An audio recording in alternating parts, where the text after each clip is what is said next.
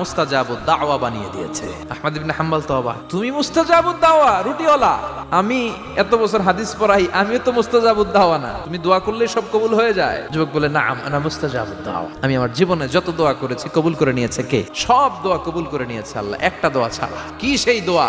যুবক এবার বলতে শুরু করলো, আমার জীবনে যে দোয়াটা আল্লাহ কবুল করে নাই সেটা হচ্ছে আমি আল্লাহর কাছে অনেক চেয়েছি, অনেক দোয়া করেছি, যে আল্লাহ শুনেছি এই জামানার সবচেয়ে বড় মুহাদ্দিস, তার নাম নাকি ইমাম আহমদ ইবনে হাম্বল, আল্লাহ তোমার কাছে আমার চাওয়া আমি যেন এই ইমাম আহমদ ইবনে হাম্বলের দেখে মরতে পারি। আহমদ ইবনে হাম্বল আবেগপ্রবণ হয়ে গেলেন, চোখের পানি ছেড়ে দিলেন, বললেন, যুবক তোমার এই দোয়াটাও কবুল হয়ে গিয়েছে, আহমদ ইবনে হাম্বল তোমার দরবারে ছুটে এসেছে।